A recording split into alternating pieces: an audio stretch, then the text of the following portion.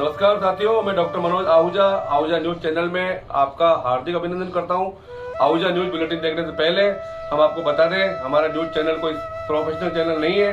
कानून की विशेष जानकारियां दिखाना, मौजूदा विधानसभा से संबंधित महत्वपूर्ण खबरें दिखाना और हमसे जो लोग जुड़े हुए हैं, हमारे सब्सक्राइबर्स, हमारे मित्र, हमारे शुभचिंतक, उनसे जुड़ी हुई महत्वपूर्ण खबरें दिखाना हमारे आहूजा न्यूज चैनल की पहली प्राथमिकता में शामिल है।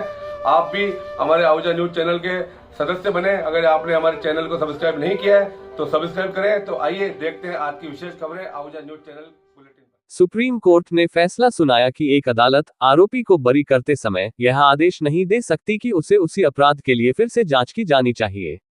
अदालत ने मद्रास उच्च न्यायालय के फैसले को रद्द कर दिया, जिसमें आरोपी के खिलाफ उन अपराधों के लिए एक डी नोवो जांच का निर्देश दिया गया था जिसमें वह पहले ही बरी हो चुका था, ये कहते हुए कि यह संविधान के अनुच्छेद 20(2) के तहत दोहरे खतरे के सिद्धांत का उल्लंघन होगा। न्यायमूर्ति सीटी रविकुमार और न्यायमूर्ति संजय करोल की पीठ मद्रास उच्च न्यायालय के उस फैसले के खिलाफ दायर आपराधिक अपील पर सुनवाई कर रहे थे, जिसमें सीबीआई द्वारा दर्ज किए गए नए मामले को रद्द करने और फिर से जांच करने से इनकार कर दिया गया था। संक्षेप में, अपीलार्थी को निचली अदालत द्वारा हत्या और अपहरण के अपराध के लिए दोषी ठहराया गया था। हालांकि उच्च न्यायालय ने पुलिस द्वारा जांच में सबूतों की कमी और महत्वपूर्ण चूक का हवाला देते हुए दोषसिद्धि को उलट दिया। हालांकि उच्च न्यायालय ने केंद्रीय जांच ब्यूरो सीबीआई द्वारा तथ्यों को उजागर करने और अपीलकर्ता की भागीदारी की पुष्टि होने पर कार्यवाही शुरू करने के लिए एक नई जांच का निर्देश दिया। सीबीआई ने एक नई जांच की और पॉक्सो अधिनियम के तहत विशेष अदालत के समक्ष आरोप पत्र दायर किया। सीबीआई द्वारा शुरू की गई कार्यवाही पर हमला करते हुए अपीलार्थी ने सीआरपीसी की धारा 482 के तहत एक रद्द याचिका दायर की, जिसमें तर्क दिया गया कि फिर से जांच और नई सुनवाई संविधान के अनुच्छेद 20(2) और सीआरपीसी की धारा 300 के तहत दोहरे खतरे के सिद्धांत का उल्लंघन करती है। रद्द याचिका को खारिज करने के बाद अपीलार्थी ने सुप्रीम कोर्ट का दरवाजा खटखटाया। उच्च न्यायालय के फैसले को अलग करते हुए न्यायमूर्ति करोल द्वारा लिखित निर्णय ने देखा कि एक ही अपराध या तथ्यों के एक ही सेट की पुनः जांच अस्वीकार्य है। अदालत ने तर्क दिया कि एक ही अपराध के लिए पुनः जांच और अभियोजन दोहरे खतरे के सिद्धांत का उल्लंघन करता है, जो एक व्यक्ति को उसी अपराध के लिए 2 बार मुकदमा चलाने और दंडित करने से रोकता है। इसके अलावा अदालत ने उच्च न्यायालय के निष्कर्षों को अस्वीकार कर दिया कि प्रारंभिक जांच में चूक होने पर फिर से जांच का आदेश दिया जा सकता है। अदालत ने कहा कि दोषपूर्ण जांच आरोपी के खिलाफ एक नई जांच शुरू करने का आधार नहीं हो सकती है और आरोपी संदेह के लाभ का हकदार है। इसके अलावा अदालत ने स्पष्ट किया कि पुनर्जांच का आदेश केवल असाधारण परिस्थितियों में और आमतौर पर संवैधानिक उपायों अनुच्छेद 226/32 के माध्यम से दिया जा सकता है, न कि धारा 386 सीआरपीसी के तहत अपीलीय शक्तियों के तहत, जैसा कि वर्तमान मामले में निर्देशित है। टीपी के मामले में दर्ज की गई थी। गोपाल कृष्णन बनाम केरल राज्य 2022, जहां अदालत ने ये पता लगाने के लिए 3 सिद्धांतों को खारिज कर दिया कि क्या डी नोवो जांच ने दोहरे खतरे के सिद्धांत का उल्लंघन किया है। सबसे पहले, कानून की अदालत या सक्षम क्षेत्राधिकार के न्यायिक न्यायाधिकरण के समक्ष पिछली कार्यवाही होनी चाहिए जिसमें व्यक्ति पर मुकदमा चलाया जाना चाहिए। उक्त अभियोजन वैध होना चाहिए और शून्य या निरस्त नहीं होना चाहिए।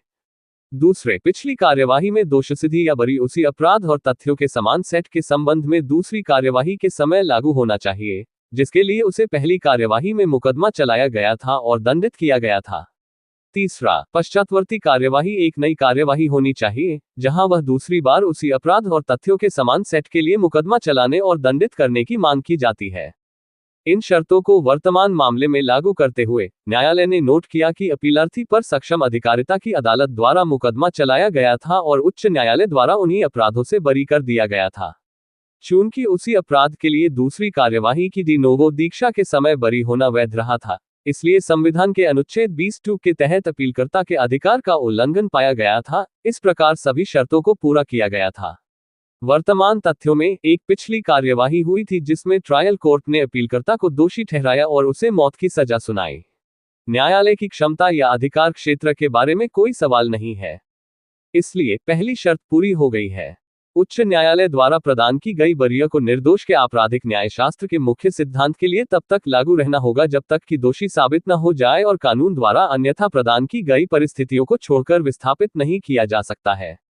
दूसरा सिद्धांत भी पूरा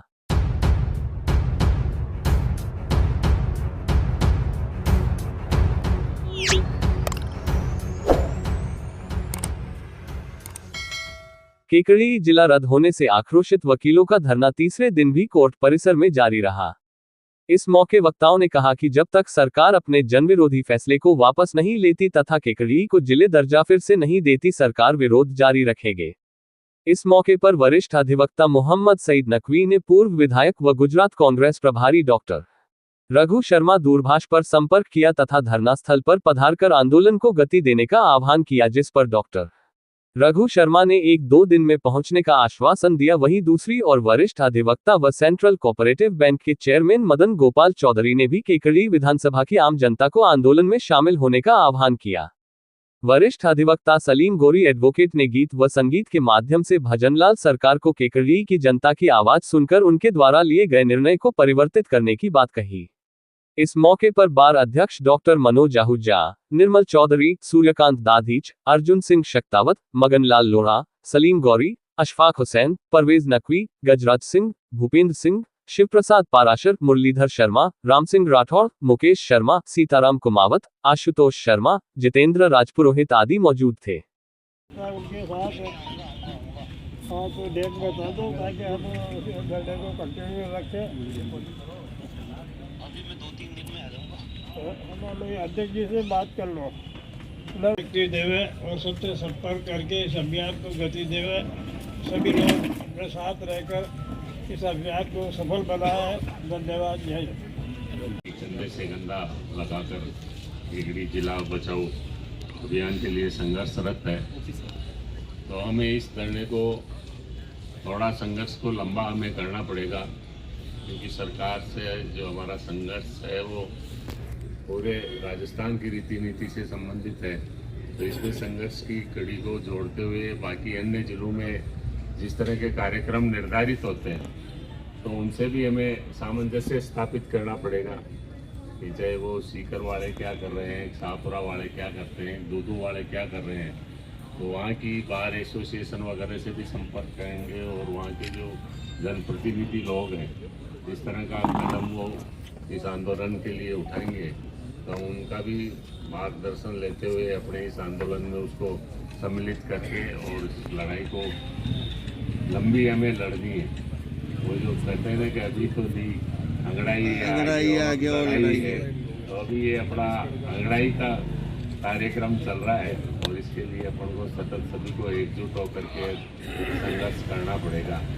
इसके लिए सब और बाकी जो यहाँ के सामाजिक संगठन है, राजनीतिक कोशिश करेंगे, सरपंच संघ वगैरह हो और जनप्रतिनिधि वगैरह जो भी है, चाहे पूर्व हो चाहे वर्तमान हो, उन सबको अपन संपर्क उनसे व्यक्तिगत संपर्क करके इस कार्यक्रम में अपनी जोड़ने की कोशिश करेंगे कि वो भी हमारे बीच आकर के 1 घंटे 2 घंटे के लिए बैठें, क्योंकि ये कोई किसी एक व्यक्ति विशेष से संबंधित नहीं है, ये तो पूरे क्षेत्र से संबंधित है, पूरे अपने केकड़ी की अस्मिता से जुड़ा हुआ एक प्रश्न है कि आने वाली पीढ़ियाँ जो है वो देखें कि भाई हाँ, यहाँ की एक बुद्धिजीवी बाढ़ थी जिसने सतत संघर्ष करके इसको आंदोलन को आगे बढ़ाया, तो हम सब इसके लिए सदैव तत्पर रहेंगे।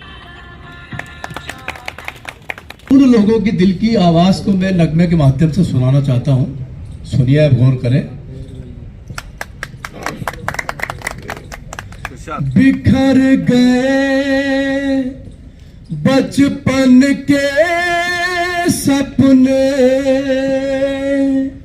अरमानों की शाम ढले, कहीं सजे बारात किसी की,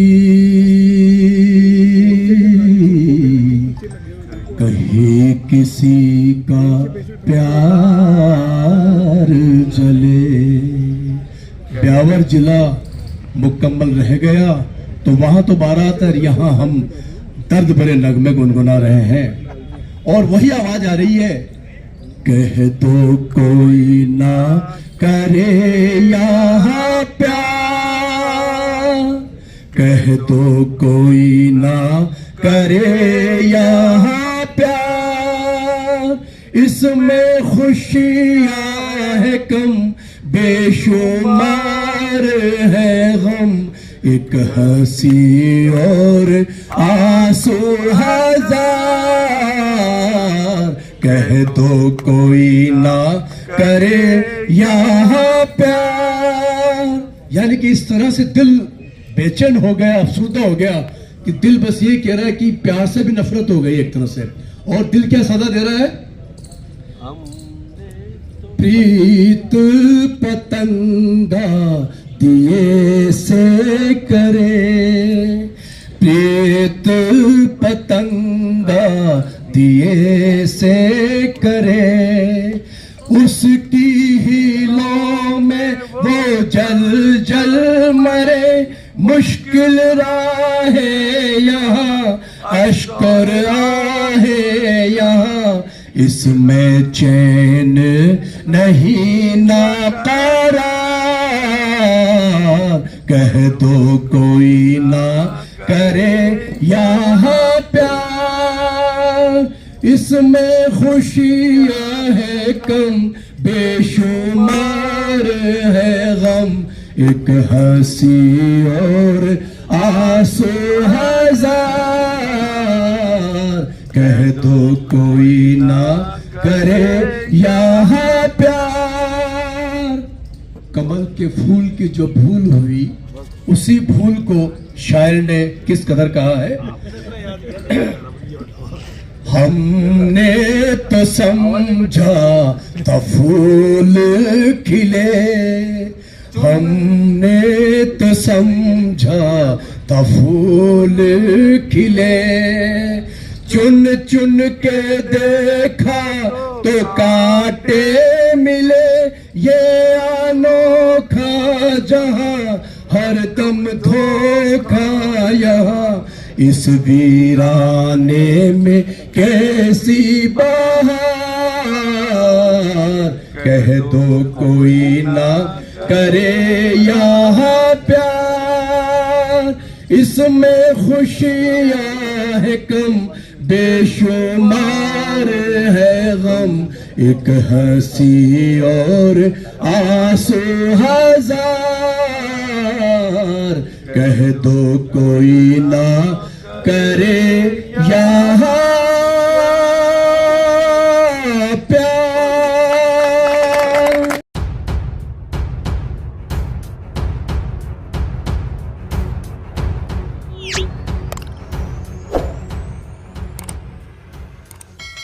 कस्बे के युवा समाज सेवी LIC एजेंट दीपक सेन का जन्मदिन यारों के सानिध्य में हर्षोल्लास के साथ कस्बे के चौपड़ा कॉम्प्लेक्स सहित कई संस्थाओं द्वारा हर्षोल्लास के साथ मनाया गया। इससे पूर्व दीपक सेन के मित्रों ने गौशाला में पहुंचकर गायों को चारा व लापसी खिलाकर अपने अभिन्न मित्र के जीवन में सुख, शांति व समृद्धि की मंगल कामना की। गरीबों को कंबल वितरित किए। भारत विकास परिषद के मित्रों के नेतृत्व में गायों को चारा खिलाया तथा दीपक का अभिनंदन किया। महावीर कॉलोनी में विनोद शर्मा के सानिध्य में केक काटकर अभिनंदन किया। सहारा सैलून पर सोनू सेन व तिलकेश नामा के नेतृत्व में केक काटकर अभिनंदन किया।